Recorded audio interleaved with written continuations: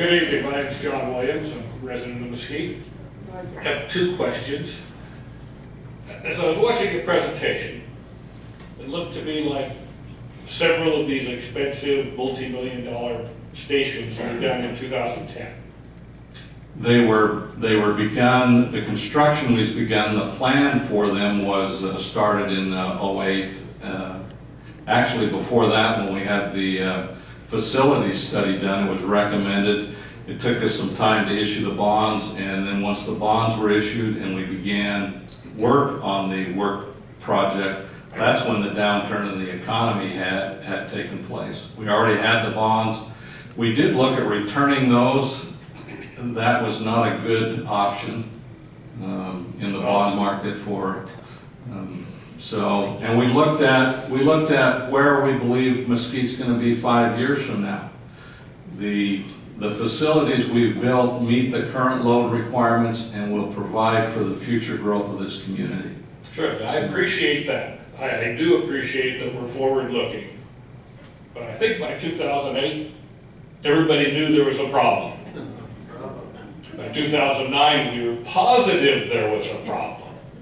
In 2010, we hoped it would turn around. In 2011, we were wondering if it was ever going to end. And yet you're spending millions and millions of dollars expanding your capacity for the future.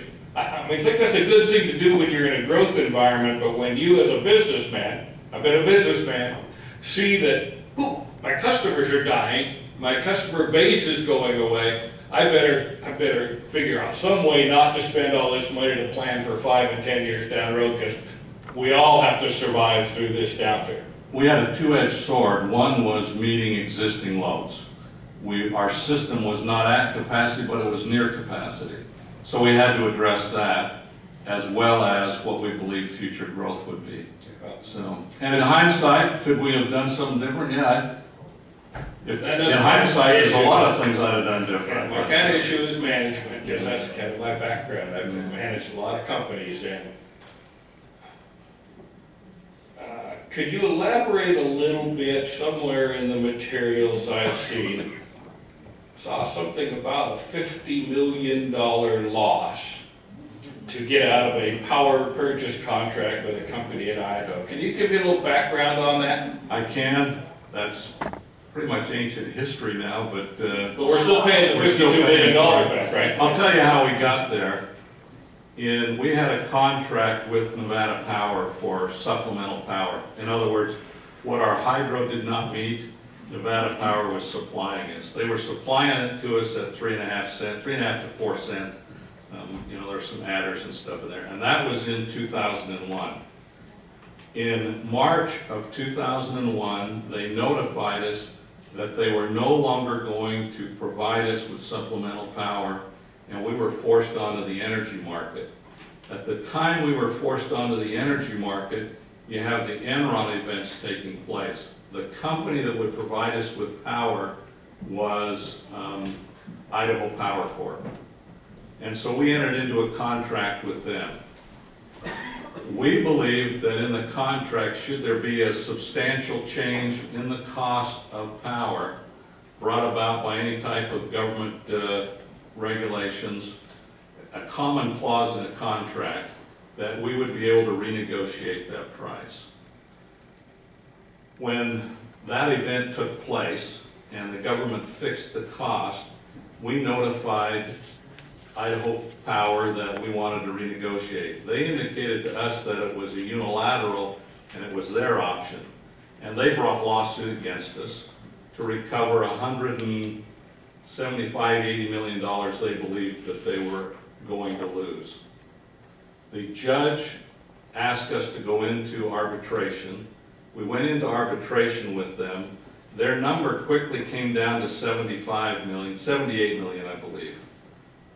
You know, I wasn't manager at that time. I'm giving you what I recall. I was working at the utility and I had some knowledge of what was going on. But at that $78 million level, there became an impasse in what we were willing to pay them and what they were willing to take to settle the contract. We took a month off. We come back, and that contract was resolved at Craig's back there, 52 million, 52 million. And that's where that debt came from. Was that a good thing? At the time, the obligation to keep the lights on, that was our only choice, and we were put in a difficult situation. Would I like to see that go away? I'd love to see it go away, but we are stuck with that albatross from now until it's paid off in 2028. Well, that kind of goes to my, my general philosophy about management. I've negotiated and written a lot of big contracts for a lot of dollars. I always knew what they said. And if I didn't, and I cost my company $50 million, I would be out the door, as well as everybody else involved. And I don't think that's ever happened. One more area I'd like to explore for a bit. I don't know all of your employees. I'm sure you have linemen and repair people and mechanics and managers and accountants. Secretarial personnel. We have clerical personnel. We have one executive secretary that handles most of the secretarial duties. We have front desk people who handle. We have two classifications there: one customer service and one billing. If they perform billing functions where they generate and mail out the bills, and then we have our accounting people. If you're looking at the inside personnel, I'm just trying to get a feel, because as I reviewed the salary structure, the lowest paid employees in your company, the lowest paid employees in your company have a salary and benefits package of about $54,000 a year. And I just don't think there's another business in this entire area that has its lowest paid employees making $54,000 and piles of people in the $70,000 to $90,000 range, and quite a few above $100,000. I understand that there are certain skills that a person has that might make them worth a lot of money in the marketplace, but I just know there has to be some job that can be done out Overton Power by somebody making less than $54,000 a year. And I think it's kind of outrageous, because I don't think there's a business in this town. And somebody tell me another business in town where every single employee makes over $50,000 a year. It just seems to me it's been out of control for a long time. I know it's hard to tell people, sorry, we aren't going to pay you that much anymore, but it has to be done.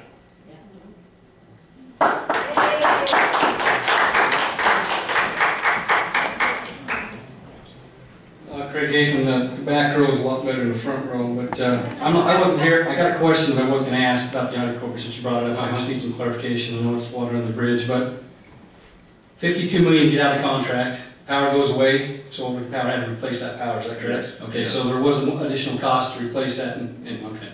The reason I got up is to clarify, Overton Power does not need to take the hit for the 3% that Mesquite pays. We're the only ratepayers in OPD that pay 3%. And this is from a citizen. You can thank previous councils, because that was put on back a number of years ago. I am trying to work on that, but that's not an OPD charge, folks. So those in Mesquite do not blame Overton Power for the 3% right-of-way fee. Well, that came to I would add that Overton will welcome the opportunity in this rate increase to discuss ways to minimize the impact of the rate increase to the city, and maybe provide some additional funding to reduce the right-of-way fee. So I think there are some discussions that could take place. I will also say for the public, at the time I was just a citizen. I was on the Bridge Valley Water District Board. I thought they don't pay it on the Bridge Valley Water District. You would have it if some people hadn't got involved. We did make probably not a real concerted effort to get OPD involved, and we couldn't get anybody to, join in with us, and they didn't want to. So anyway, that's just a little history. But I just want to clarify that. I just have a question, and I asked in the meeting we had. This comes out of Mesquite Local News.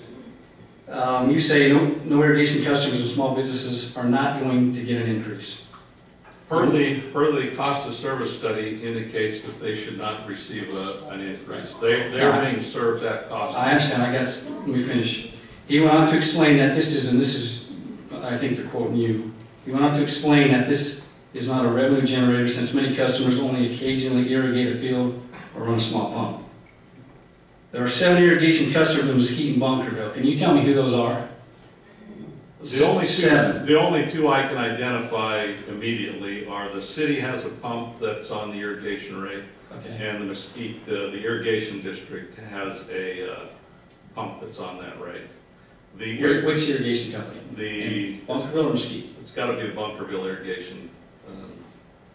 He went on to clarify that irrigation companies like Bunkerville Irrigation Company, Mesquite Irrigation Company, as well as others, are considered big commercial and will be included in the rate hikes. Just for clarification, there are no Mesquite Irrigation Company. Mesquite Irrigation Company doesn't have a meter with OPD. Bunkerville Irrigation Company does not have a meter with OPD. It would seem, if you really do need the revenue, that we ought to not just sole source certain people and exempt them out of it. We ought to look at everybody. If we truly need the dollar, whether we're paying $1, 4% on $1, it's the same across the board if it's $1 million. And I think that's something you need to look at. I think there's been some good discussion. Appreciate you coming here. I mean, in some of the comments, I put it on the city agenda because I was asked to put it on the city agenda. I'll take the responsibility for not contacting you or any board members that it was on. It was to hear what the input wanted to be from the citizens. We had a lot of people show up, they have some concerns. And I think they've been voiced tonight. And I think in conjunction with the city, brought this a meeting about. I appreciate the city coming in and facilitating this tonight and approaching us about putting this meeting on. I think it's been a positive piece, and I think the city deserves some credit for making that happen. And I appreciate you coming.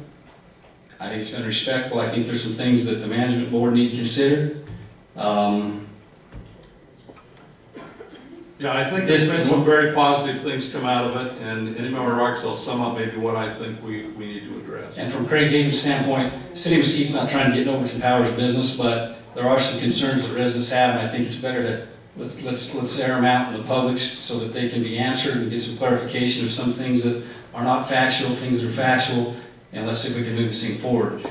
Because the last thing we want is more businesses, more residents to leave, because that just costs us all. So, and I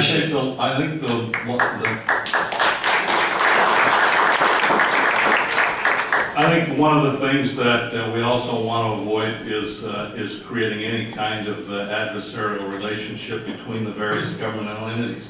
I appreciate the cooperation and the opportunity we've had to cooperate with the city on this. So, please.